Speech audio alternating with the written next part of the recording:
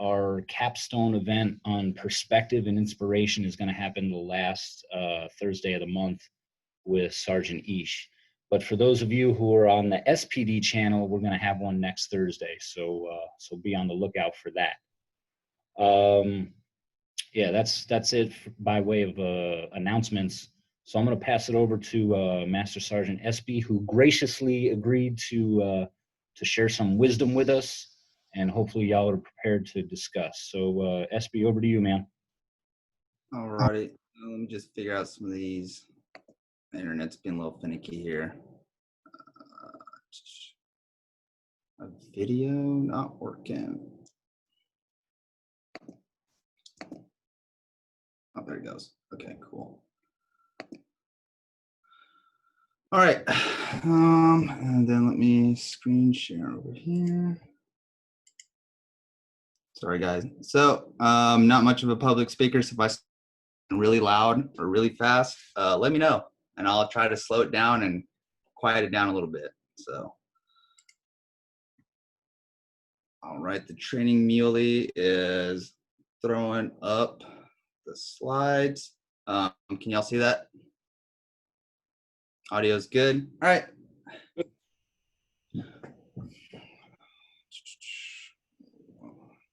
All right, so we're going to cover some motivational theories, right? So motivation is a big topic. It's a big thing for the workplace. For me personally, I'm a very analytical person. I like to look at things, categorize them, and study them, and just kind of figure out why things work the way they do or why people work the way they do. And so going, taking classes, colleges, right, education, like I found some of these tools that were taught to me that I've seen throughout my career being used, whether people realized it or not. They were using some of these, and then to identify people's motivation levels and basically how to take someone from a low motivational state to a high motivational state. So we'll get into it. We'll cover a little bit of theories and kind of how they apply to us in the workplace and how you can look for processes and these factors in your work centers. So to start off, motivation, right? The dictionary definition is the reasons or reason that someone has for acting or behaving in a particular way. Dictionary definition, super textbook. But what we're going for here is the psychology definition. So the psychology definition is motivation is a state of mind which pushes all human beings to perform things with the highest spirit. That's the goal, right? That's the dream. That's where you want to get not only yourself, but you want to get your subordinates, your peers, and your team as a whole to that level. And again, right, our role as the leader is to ensure that every individual on the team is motivated. They stay motivated because fully motivated, self-actualized people are people that realize their full potential and are able to reach it. So we'll move on to the next one. All right, so these are kind of two theories that we'll be covering today. Hertzberg's two-factor theory and Vroom's theory of expectancy. And then we'll dive into these Hertzberg's two-factor theory. So what's this theory all about? It's basically about creating the right environment to foster motivated workers, right? By eliminating poor hygiene factors and providing motivators. Hertzberg basically he identified two areas of motivation for people. He identified, right, you have these hygiene factors and then you have your motivators. Your hygiene factors, right, they can be either positive or negative. They can directly encourage people to work harder, but at the same time, they cannot directly affect people, right? So where they don't directly encourage people to work harder just by being there, but they will cause them to become unmotivated if they're not present or properly applied in the situation. And then we have our motivators. Those are pretty self-explanatory. We have, you see responsibility, rewarding work, achievement, recognition. And we'll get in a little bit into these here in a little bit and identify each of these factors. So you have your hygiene factors, your policy. I put it in there parentheses. So policy and programs, and then administration. These ones kind of go hand in hand, right? So you come into an office, you have good policies with poor administration, right, that would lead to a poor hygiene factor. So what a policy administration in this sense, what it's defined as is a policy and administration, they should be fair, clear to everyone, and they should provide structure to the work environment. Because it's been shown time and time again, we as human beings thrive when we're given a little direction, we have a little structure, when there's a rule set, we're able to function more efficiently. And then these policies and programs should also enhance your ability or your workers' abilities, right? Your peers, your subordinates, the work center as a whole should enhance their ability to perform their duties. And then another hygiene factor right here is supervision. Supervision, this one's pretty straightforward. Supervision, right, needs to be fair and appropriate. An employee should be given as much autonomy as possible, right? So you as a leader are always trying to work to give other people autonomy in respect to their abilities. Interpersonal relationships, that one speaks to itself. Hostile relationships or bad relationships lead to a poor hygiene factor. Good relationships lead to a good work center, right? That would make it a good hygiene factor. And then working conditions, this one's just like how like the equipment quality that members have in their work centers, the resources provided them, do they have what they need to do their job? Again, right, it can be good or it can be bad. And we'll get into this a little bit later. And then statuses, performing meaningful work. So this is what status is talking about. It's like if you give people meaningful work, they're going to feel like they have a sense of worth. If you give them nothing but menial tasks to do, their sense of worthlessness will increase. And as your sense of worthlessness increases, right, your motivation will go down if all you're given is just super menial tasks to do all day, every day. So how does this kind of like apply to us in the workplace? When you come in and you're judging someone's motivational state or your own motivational state or the team's, there's 4 different motivational states that people can be at. So you can have high hygiene, high motivation. Again, right, that's the dream. That's where you want to be. That's where you want to get your team at, right? People are highly motivated. They have few complaints. They're performing their jobs. They're doing what they need to do. But you can also have a situation where you have high hygiene and low motivation. So those factors like policy, administration, status, the supervision can be good, but people just don't care about the job or they don't care about the work that they're doing. And then we have our low hygiene, high motivation. And in this instance, you get people that are motivated, but the work environment that they're in is not optimal, right? They have a lot of poor hygiene factors that are present, maybe personally or in their team environment, that will basically bring down their motivation through those poor hygiene factors. But the job that they're doing is exciting, right? It's a challenge. It's challenging. Just the conditions aren't ideal for them. A great example of this is the instructor shop, right? Like we just right now we're being swamped with students. And our instructor, like we have 2 to 3 students for every instructor. And we're dealing with this COVID environment, right? So this is like, we have high motivation. Our instructors that care, we're working hard. We love to do the job, but we do have some low hygiene, poor factors there that are kind of pull the team motivation down. And then we have our low hygiene, low motivation. This is the worst state. This is where people just be there, right? You have all the poor hygiene factors and there's no motivational factors to help alleviate that situation. So you as a leader in your workplace come in there, this is kind of like an assessment tool. You can kind of analyze the situation and see, looking at your workplace like, hey, what is the current motivational state of, is someone saying something? Okay. You can kind of see what the motivational state is, assess where you're generally at. So like knowing that you can look at it and be like, all right, cool. I can see like, right, I have low hygiene, high motivation in my work center. So now you go back to these hygiene factors and now you can start going as a leader to identify within a team member, or even, like I said, a work center, right? This is a totally scalable theory. You can identify the different factors, actually put a face to the factors, right? We all like to complain.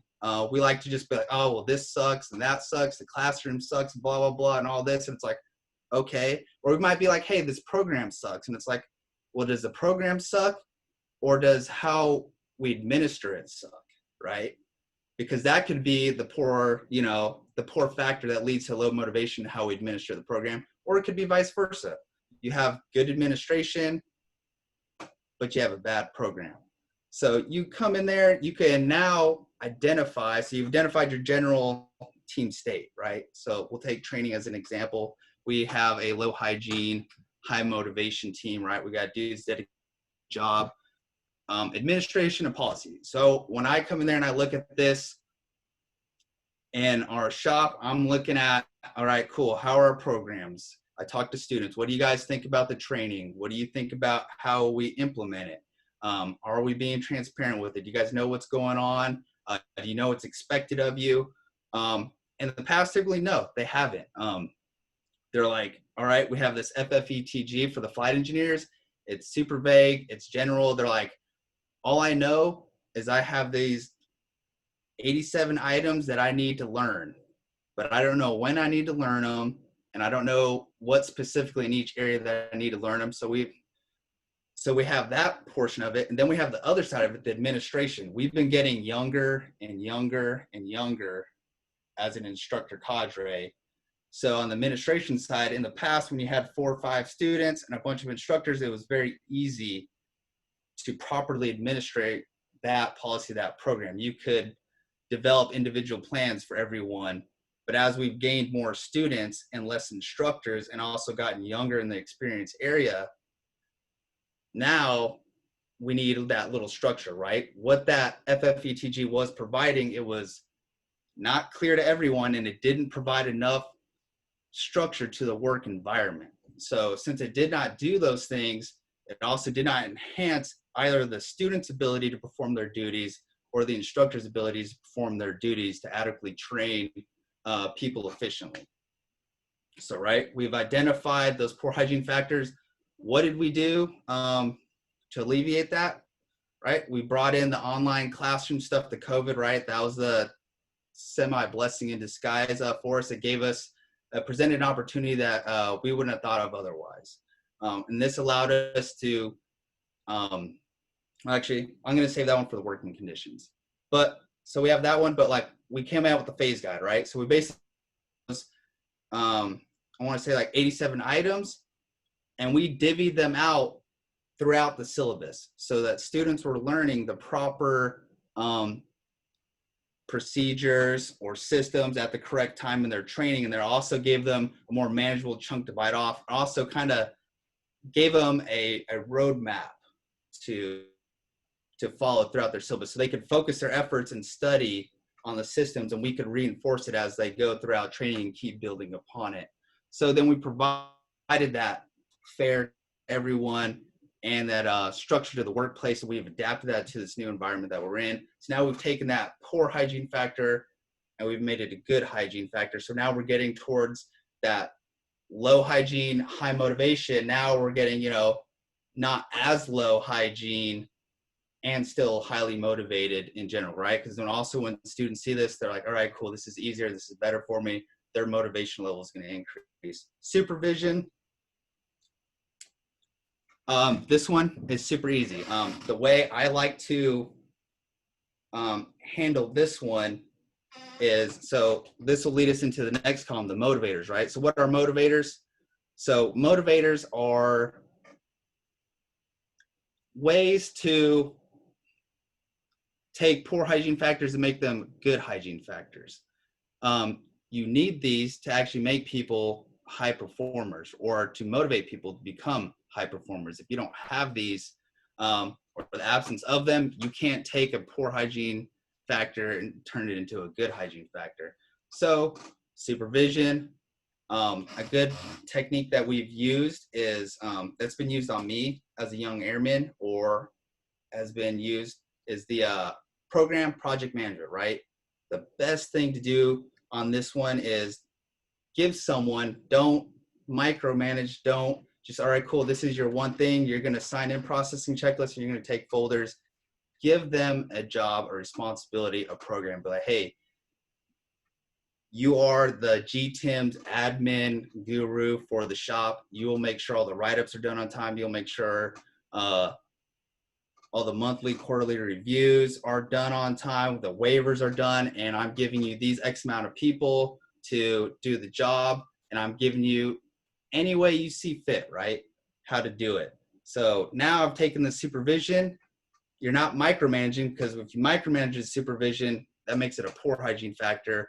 If you give people autonomy, they're a little, right? You're taking that poor hygiene factor and you're making it a good one, because now you're giving them that sense of self-worth.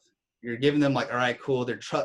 They trust me with the ability and the responsibility to do something other than just the menial tasks.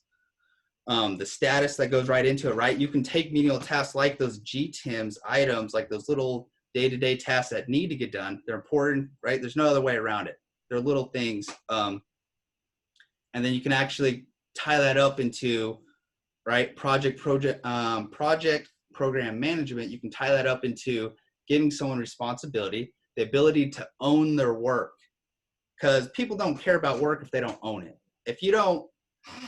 If it's just another job or it's just another task to do, your motivation level is going to be low. But if you own it and it's like, hey, this is your process, you run it how you see fit, this is just what I want, you provide the vision, you're going to get people that are a lot more motivated to do it, right? Which leads into them being more rewarding work.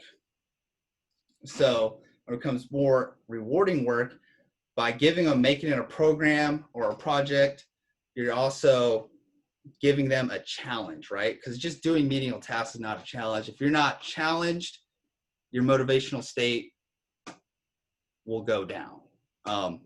But by giving them, a more encompassing project that they can grow with, you are basically giving them the ability. You're challenging them with the ability, and you're also going to the next one. You're giving them the ability to grow. No one likes to be stuck in a rut. No one likes to be stuck on a Groundhog's Day, so to speak. You have to provide the opportunity to grow. Because if you don't provide the opportunity to grow, people feel like they're trapped. And if you feel like you're trapped, again, right, this goes to the status or in the working conditions. If you feel like you're trapped, that is going to drop people's motivation. That's going to make those poor hygiene factors.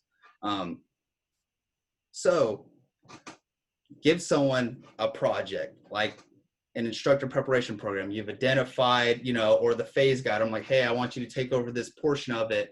And this is what I'd like to see. You are now giving these people responsibility to own the work. You're giving them rewarding work, right? Because it's going to be a challenge, because they might not know how to do that, the tasks that you're giving them, and that's okay. You can be there to mentor them, to guide them, but they're going to be challenged. It's going to be rewarding work. It's going to be tough work, but it's going to be rewarding work.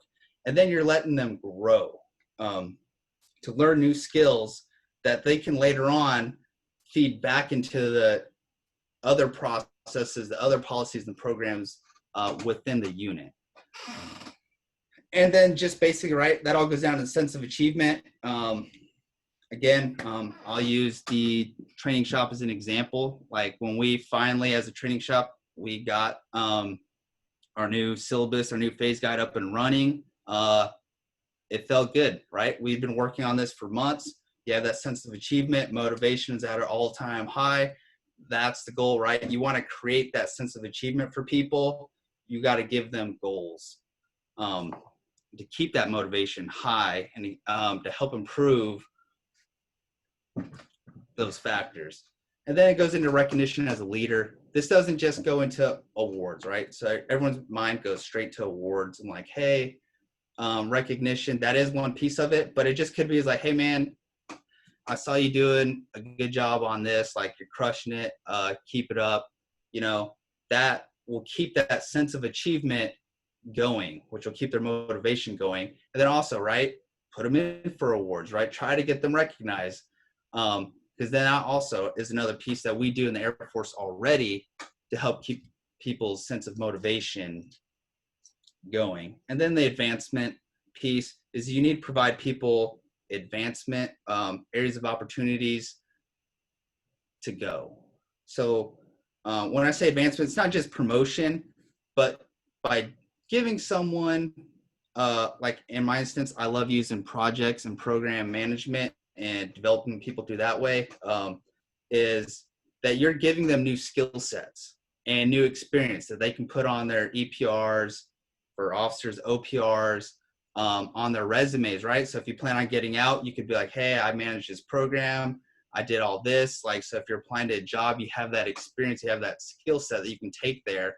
Or if you want to do a special duty, you have that as well, right? So if you're providing these people these opportunities, these skill sets, you're generating opportunities for them. So when that special duty drops, or when that member decides to get out and go pursue the next stage of their life, they're better prepared. And then they're motivated when they start to see that. When you point that out, like, hey, like this will help you get to the next stage. You are now taking that motivator factor, and now you're applying it. Now they will be applying it to their work and like policy programs, how they administer them, and then improve those like factors.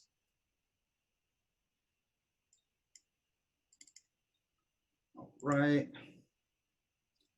So I'll just kind of finish up this Hertzberg, like I said. This is basically like an analysis tool. You go in there, identify your team's motivational state. You have the 4 motivational states. And then once you identify that, go in line by line and kind of identify what's a poor factor and what's a good factor on the hygiene. And then take your motivators and and when you're coming up with a solution to fix them, kind of go through the motivators and be like, all right, cool. Is this going to give them responsibility to own the work? Is this going to give them rewarding work, challenge? Is this going to grow the member personally and professionally, right? And give them that sense of achievement and give me the ability to get them recognized, to keep that achievement going, and later on provide them opportunities for advancement, right? So when you come up with those solutions, kind of like go through that motivator factor, and like I use like a checklist, like does it check all these boxes? All right, then this is probably a good solution. Now let's apply this, to whatever hygiene factor that you want to take it from that poor state to the good state. So we'll move on to the next theory. I'm finished with that one. So we'll move on to this next one. Oh no, terrible transition. Victor Vroom, right? So Vroom's theory of expectancy. He stated that people will be highly productive and motivated if 2 conditions are met. So people believe it is likely that their efforts will lead to successful results.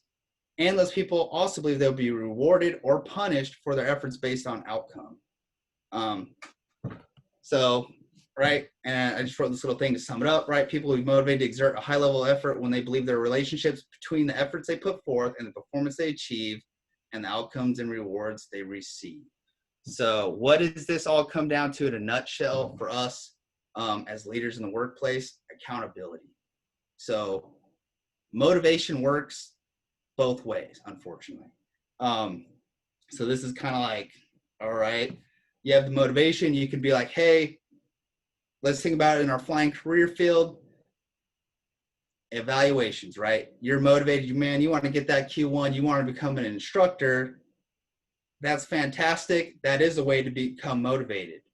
But with the absence of the Q3, right? Or the intrinsic motivation or factor of like, you just don't want people to, think you're terrible at your job. With the absence of those things, is basically what this theory is saying, is now you don't have the motivation to want to succeed, want to, get those Q1s, get those maybe, crush your eval and get an EQ. So you need those negative factors or negative outcome opportunities basically in order to keep the motivation high. Doesn't say you have to go out and hammer someone, right, if they don't meet expectations, but they have to be present for accountability. Because if they're not present, there's no accountability. And if there's no accountability, then anything that you try to do to motivate someone is going to be wasted effort. So that's what that one kind of basically comes down to. In this case, like I had one, use an example, when I was in a DTS shop, I would, if like, I'd be like, hey guys, we have, 40 vouchers in here. If we get them all processed by lunch, I'll cut you out at like 13:30. You'd have a bunch of dudes that'd be like, all right, cool.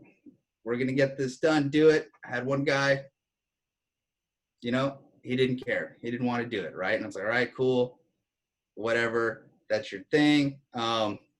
If I would have just been like, nope, you get to go home with the rest of them, and then I'll stay here man the shop, guess what would have happened, right?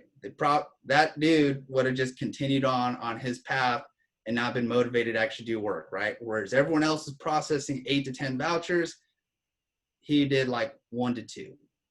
And then 1 to 2 that we had to end up correcting, right? But in this instance, right, people believe they'll be rewarded or punished based on the efforts, for their efforts based on outcome. I was like, all right, cool. You don't want to do equal work and you don't want to do quality work like the rest of them. Guess what you're doing? You're staying with me here till the end of the day.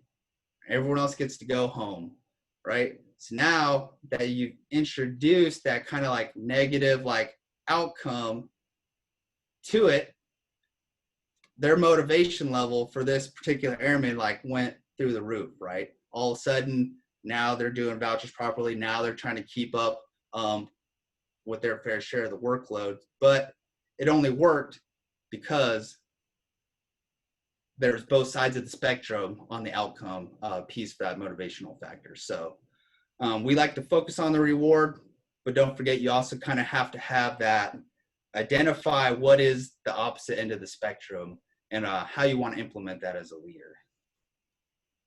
So that's kind of all I got for that one. And then I'll just finish up with this one. Little quote, right? A person is always becoming and never remains static and fixed. Human motivation is based on individuals seeking fulfillment and change through personal growth. And I love this because basically people are dynamic. Environments are dynamic, right? Nothing's ever static. So always be going through Hertzberg's theory and reevaluating all those hygiene factors, both in your personal situation or in your work center situation. Reevaluate them, right? Because things that were good factors could now become poor factors based on the new situation that you're in, or vice versa. And then also make sure that you still have the presence of those motivating factors to help mitigate those poor hygiene factors in the future. So just remember, guys, you're not static. We're always changing. We're always growing. But growth can go in both ways, right? You're always becoming. So that's all I got. Any questions? I know I was kind of fast talking a little bit, probably a little bit loud, maybe a little bit here and there. But I'm working on it.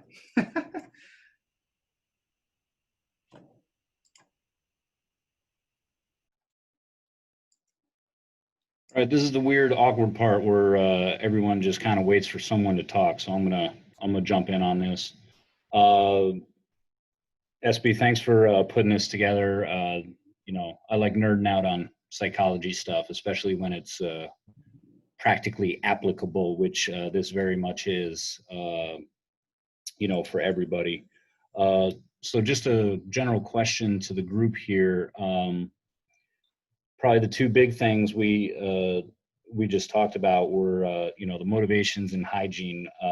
So my question is, based on everything you've heard in yesterday's video and today's talk, what kind of role do you think you play when it comes to that workplace hygiene, removing roadblocks, improving the unit really is what it breaks down to, and our processes, because it makes the workplace better, which makes us more productive. And also, do you feel like we motivate ourselves, internally, externally, properly? What kind of motivational programs would you like to see employed, or maybe less of So I'm going to throw that out there for the group to chew on, and anybody feel like jumping in, please do so.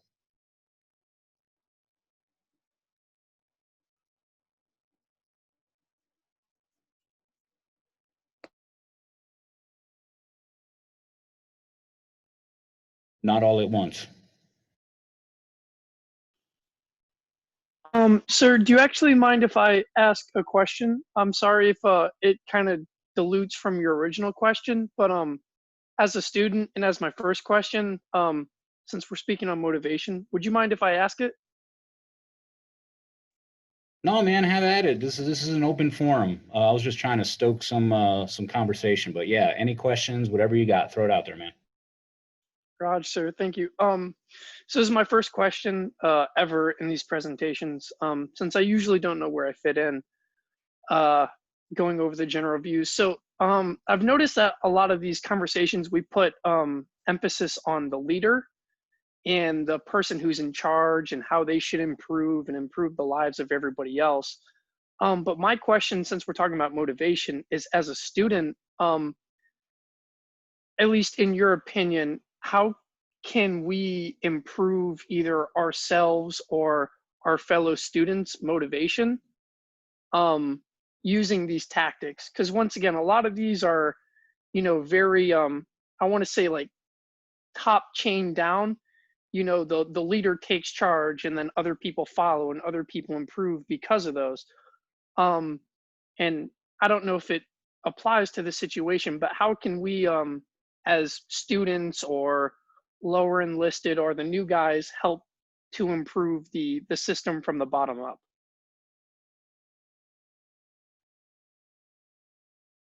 I mean, I'll take a hack at that question, but I'll open it up for SB or maybe Sergeant Nemechek. Any of you guys want to take a hack at this one first?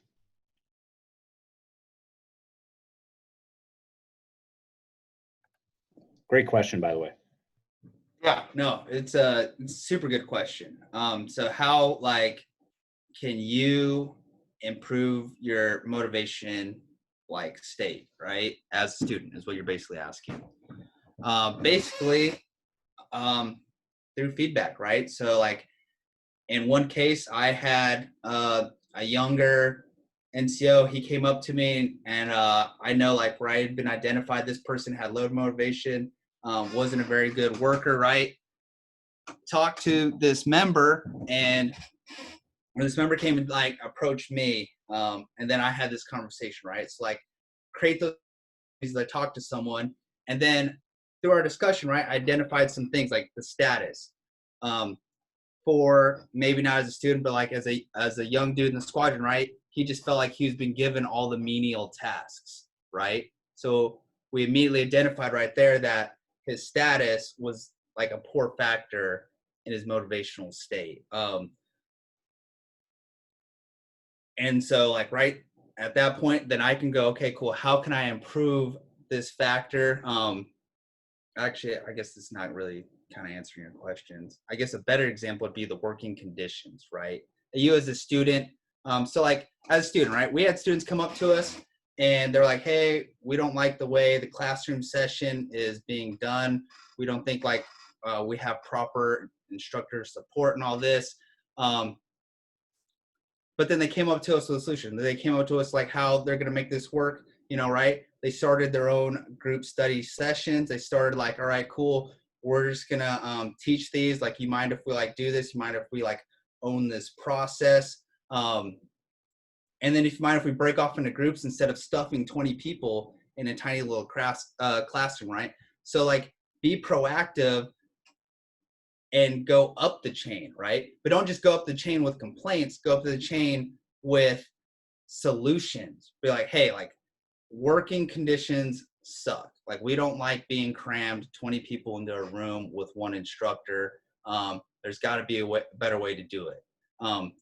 And provide your solution, right? It might be an 80%, solution, but that's what the instructor's for. We can kind of fill in the rest, or we can work with you to provide that better opportunity, provide that to increase that working condition, right, with in this example, take it from a poor factor, make it a high factor. But you have to you have to come talk to us, right? Like you have to like basically be proactive, come up with solutions. Because if you don't do that, then you're always gonna kind of be from the top down receiving, and you're never gonna be able to affect change from the bottom up, I guess is kind of like what I'm getting at here. I guess maybe Kurt might be able to put a better spin on this than I could. Yeah, I'll take a hack at it if you don't mind, SB, as well. Yeah. I would echo Colonel Kramer's sentiment that it's a great question. And the reason being is because as members of the squadron, you affect the environment as much, if not more, than the leaders who we're talking about setting tones and creating a good work environment. So it's everyone as a whole that creates this environment, right? It's not person at the top, it's everyone throughout, right?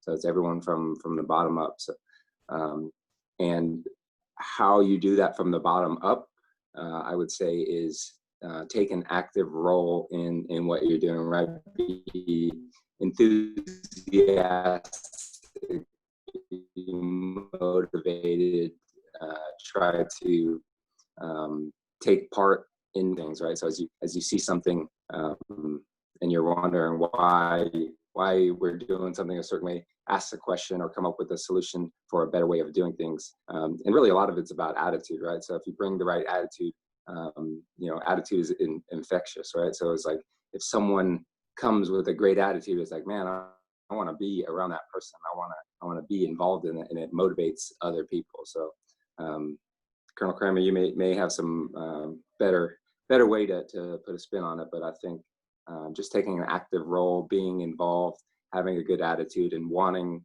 to be there, wanting to do a good job, and wanting to get better and wanting to improve, I think is, from my perspective, the best way you can affect change. Hey, Colonel Kramer, do you mind if I take a shot at it just to answer the question a little bit? How about it, Dash? Okay, so Aaron Miller, so you were talking how you can, I'm kind of echoing a little bit and not a little bit, how you can, as a student,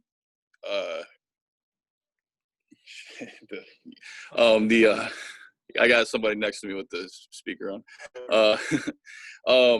So if you get 5 people and they're all peers, they're all equal peers, a leader will emerge out of those 5 people. And you have to want to be that leader. And at your level, you're at an expert level leadership. Expert, I mean like a technical expert. You guys going through upgrade training. If you're good at your job and you can teach other students, other peers, you're going to eventually become that leader, and they're going to look up to you. Even though you were peers, they're going to come ask you the questions, and you're going to make everybody better. So that's how a leader can emerge amongst students. Also pushing solutions up to change. Everybody has problems, but if you want to come up with solutions versus the problem, and that's pushing up the change so that leadership can affect that change instead of just listening to problems without solutions. And that's what would make a good leader to the leaders above them, and it would come out. Also, the attitude, I can say firsthand, when I was going, we've all been through training. Every single person in this squadron has been through training. You guys aren't the only ones. We've all sat in your seat. We had a guy that just had this attitude. He wanted to fly. He was the best at his job. He's a student. He was a younger student than me. I was more experienced as a student, I guess you could say. I was in training longer. And he had this positive attitude. He was going to be the best flight engineer he could possibly be. And I had probably 4 months on this guy, and I came to him and asking him questions and looking at him to be a leader and looking up to him. And I outranked him as well. But it doesn't. Leadership can go lateral. It doesn't have to go vertical. Yeah, that's pretty much all I got. Thanks, Dash. Yeah, so these 3 guys just basically hit on all the stuff I was going to cover. Something I saw that popped up a little bit on the surveys about the PD program in general was, hey, some of this stuff seems like a little beyond me. Like, you know, I'm just an airman, I'm just a student trying to get through, or I'm just a lieutenant. But let me tell you, I wish I started thinking about this stuff a little earlier, because those of us in leadership positions, hopefully this is tweaking what we already know. But for you guys, if you start thinking about this now, like if you wait till you make staff sergeant or you start supervising people to start thinking about this leadership stuff, you're behind the game. So it's these principles do apply, and just like the other guys alluded to, peer leadership is a thing. Um, you talk about stuff being kind of top down, but no, this is directed at you guys because you create culture. Colonel Trumbull, you know, just one guy. The senior, just one guy. Jonathan Moxon is only one man. Uh, but it's the defensive line, it's the offensive line, it's the group, that peer leadership and the influence you exert in the classroom amongst each other, identifying, hey, this kind of sucks. Why is this? It's fine to say this sucks, but if you as a peer leader start talking about how to come to a solution, that's where you affect change, and that's where you affect culture. Then something else I'll throw out there, just because we're going to talk about it in 2 weeks, is about perspective. Um, a lot of us don't have it because they just came out of pilot training or they just came out of tech school. But be excited about the job. You don't know how cool this is. You know, flying around the world. Anybody who's flown with me will tell you that I quote The Office.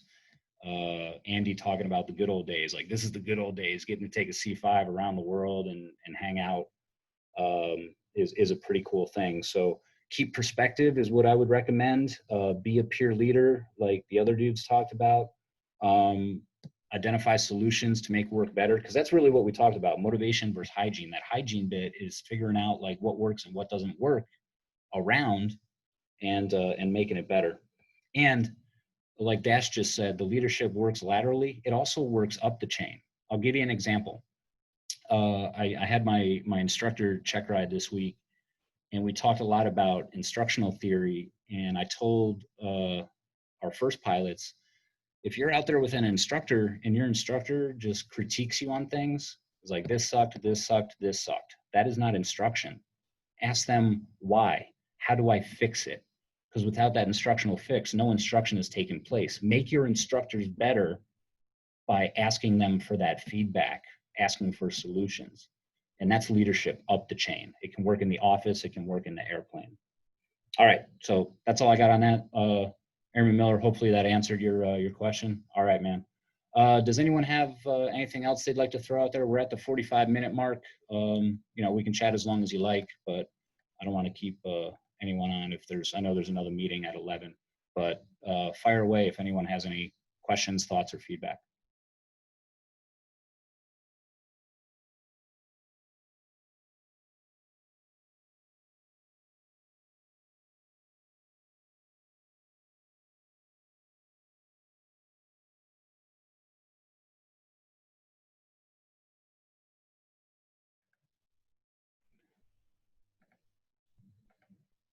Quiet crowd today. Okay. Any saved rounds? No other questions? There we go. Cosmo, What up?